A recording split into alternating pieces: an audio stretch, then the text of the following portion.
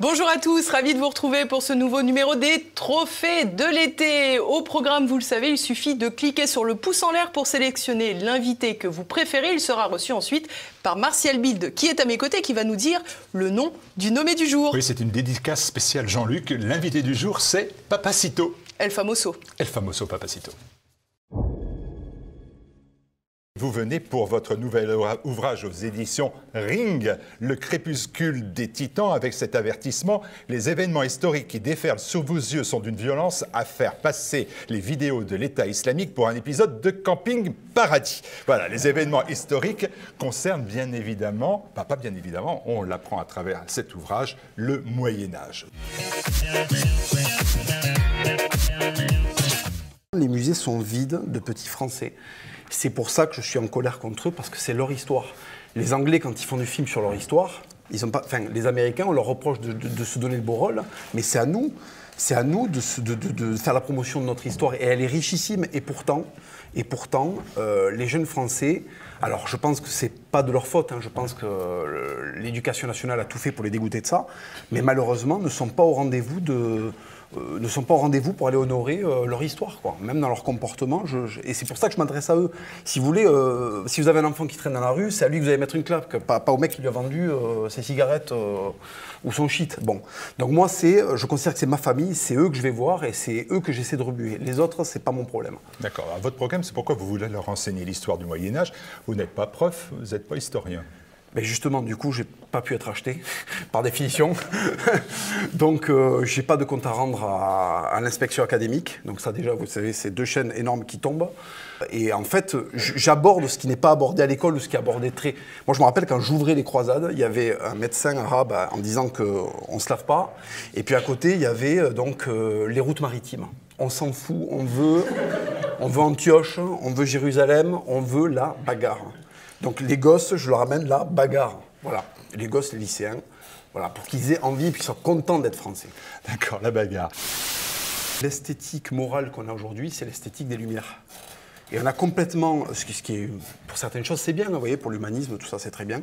Mais moi, j'espère qu'on va pouvoir remettre là-dedans une esthétique médiévale. Donc, comme d'habitude, comme on est dans l'extrême de quelque chose, j'amène l'extrême de quelque chose d'autre pour qu'on tombe dans un milieu.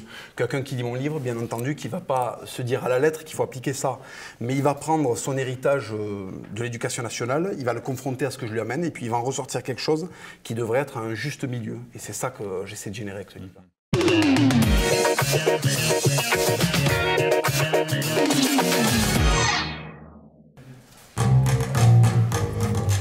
Que chantez-vous sous la douche? Alors, je chante pas sous la douche. Non. Je me douche. Oui. Parce que j'ai un chauffage au fioul, figurez-vous. Et du coup, je tanne ma femme pour qu'elle fasse vite. Donc moi, j'essaie de donner l'exemple, donc je chante pas. Je sors de la douche et de toute façon, je chante beaucoup trop mal pour chanter quoi que ce soit. D'accord. Alors, en dehors de la douche, est-ce que ça vous arrive de chanter quand même? Oui, tout à fait. J'essaie de chanter de temps en temps des chants sécantos, par exemple, chants occitans. Mais je retiens pas les paroles, c'est terrible. Donc, et ça donne quoi? Mais justement, je retiens pas les paroles, donc c'est terrible. Je ne peux pas chanter devant vous. Mais j'essaye, je m'entraîne dans le secret espoir de rencontrer Jean Lassalle et de pouvoir l'entonner avec lui. Est-ce que ça, c'est bien.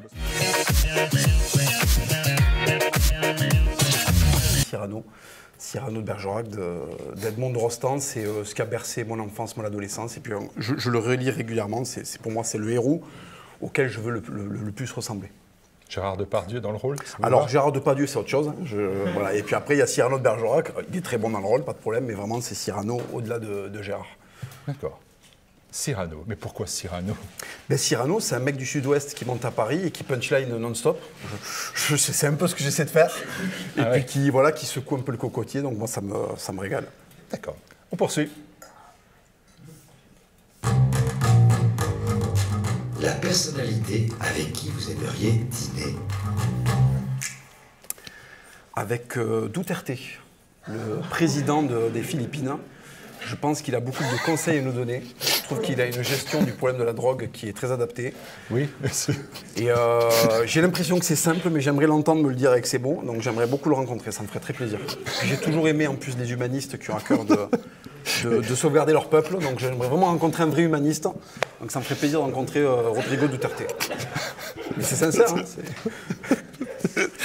Oui, je ne m'attendais pas à cela, mais pourquoi pas. Mais il est quand même considéré comme un peu excessif. Mais considéré par excessif par Yann Barthès.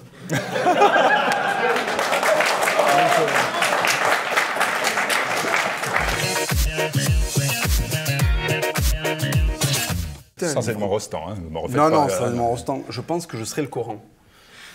Parce qu'en fait, vous pouvez dire ce que vous voulez, la gauche, vous êtes inattaquable. Donc c'est quand même un truc qui est phénoménal. En plus, je serai best-seller en France. Je serai distribué à la fac, à la Fnac, pardon, et à la fac aussi d'ailleurs. Actuellement, ben voilà, Crépuscule et Titans n'est pas trouvable à la Fnac, alors que le Coran l'est.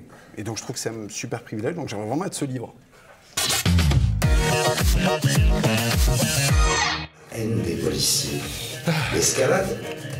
Les forces de l'ordre font face à une multiplication des guet-apens, des actes de rébellion, des jets de projectiles et des tirs de mortier.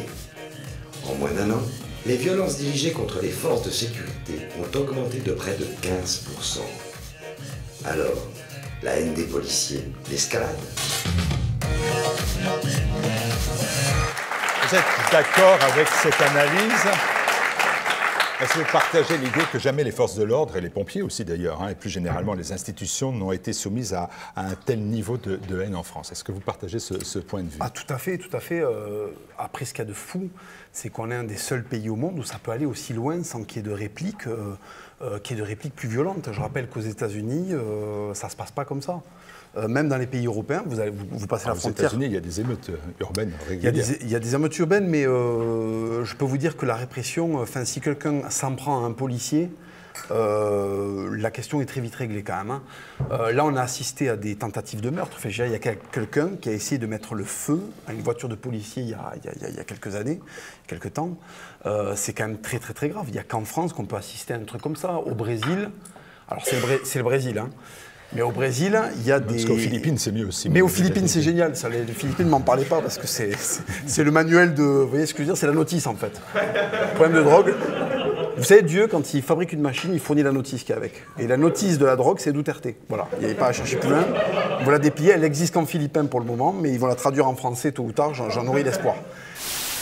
En fait, on est dans un système, comme tout est de gauche chez nous, il paraît impensable que quelqu'un qui veut tuer quelqu'un d'autre meure. Je veux dire, on a un niveau d'impunité en France qui fait qu'ils se croient tout permis. Il y a de tout. Les gens font des choses incroyables. Et ils ne sont jamais jugés.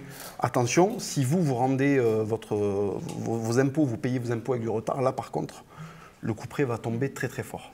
Donc, comment se fait-il que fiscalement, on a cette violence à l'égard des actifs? Et comment se fait-il qu'on est incapable d'aller punir des gens qui ont tenté de tuer des policiers? Je crois que c'est des gens qui ont affaire à une violence quotidienne. On ne peut pas imaginer ce que c'est. C'est de la haine partout. Et puis surtout, c'est des gens, ils rentrent à la maison après le boulot, ils s'en fait cracher dessus à la gare du Nord. Ils arrivent chez eux, ils allument la télé, ils voient un film d'EuropaCorp anti-flic, financé par leurs impôts. Ils ouvrent les journaux, c'est anti-flic, anti-flic, anti-flic tout le temps. On a une culture de la haine du flic en France qui est insupportable. Voilà. Et ceux qui les critiquent le plus sont d'ailleurs ceux qui les appellent le plus souvent quand ça commence à déraper. Moi, j'aime bien la police, je les appelle jamais, je me fais justice tout seul.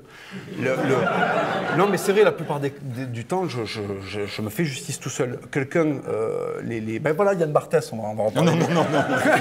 Yann Barthès, s'il y a quelqu'un qui vient dans sa cage d'escalier, il ne va pas appeler ses copains qui viennent faire des chroniques avec des chasubles Célio sur les épaules dans ces trucs.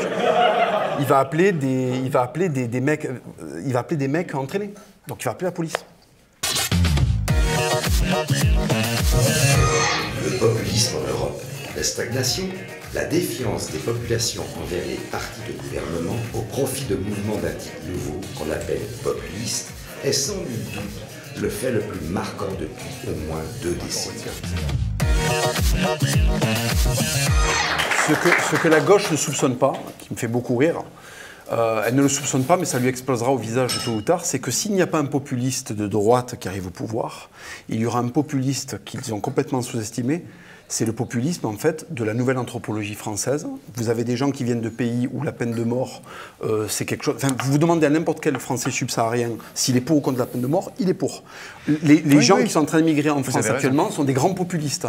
Ce que la gauche ne comprend pas, c'est qu'un jour, elle aura un populisme qui ne sera pas un populisme fasciste, elle aura un populisme peut-être de charia, elle aura un populisme à la Mobutu, mais sa peine de mort et ses pendaisons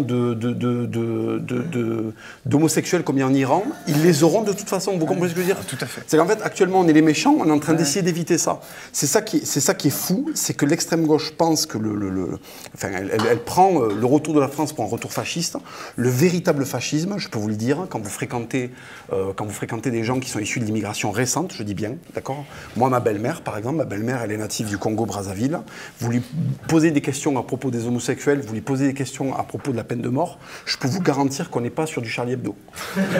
Voilà. Donc, il faut que la gauche se prépare. L'intégration du discours populiste parce que le peuple est très populiste, je pense vraiment que le réel, vous parliez de réel tout à l'heure par rapport au populisme, est en train de toucher les gens qui s'étaient mis à l'abri du réel. Je vais prendre un exemple qui me tient à cœur, Laurent Ruquier, qui est quelqu'un de... Il est plutôt immigrationniste, hein, il s'est quand même confronté à M. Laurent Oberton sur ces questions-là. Il a dit que lui, il était en faveur, qu'il trouvait que c'était une bonne chose. Son manoir... Il n'a pas été de moi que c'est de Oberton en même temps. Exactement. Son manoir, il ne l'a pas mis dans le 9-3. Il l'a mis à Biarritz. Si vous voulez, il y a un moment où cette diversité tant promue par ces gens-là est en train de venir taper à la porte. Ils sont en bas de chez eux, ils commencent à côtoyer leurs enfants. Et ce n'est que pour cette raison-là, ce n'est que par pression démographique, ce n'est que parce que ça déborde qu'ils vont commencer à prendre des décisions. Je suis persuadé que ça n'a rien à voir avec le peuple, je suis persuadé que ça a rien à voir avec eux et qu'ils commencent à être touchés par ce pourquoi ils ont voté. Les profs, c'est pareil. 150 ans de parti communiste et maintenant ils se font braquer par des banlieusards dans leur salle de classe. Donc en fait, ils ont le colissimo civilisationnel qu'ils avaient commandé il y a 150 ans. Donc là, c'est en train d'arriver. Merci. Vous avez remarqué que le travail qu'on fait, mine de rien, commence à porter. La parole, elle s'est quand même libérée. Les verrous ont sauté.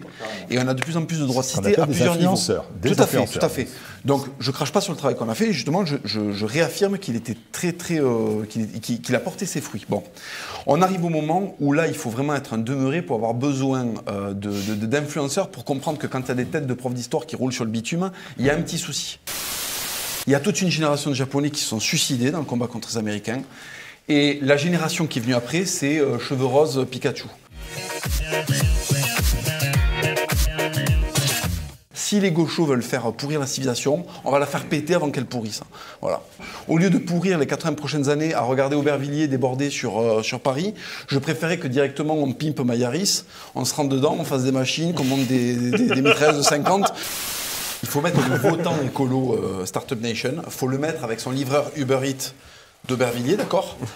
On ceinture, on refait la France autour, on attend qu'ils s'exterminent entre eux et qu'il y ait comme ça, bon, il y aura des no man's land partout en France et puis on refait la France à la campagne. Mais moi, je n'en peux plus. L'axe Startup Nation, charia, j'en peux plus en fait. Ouais.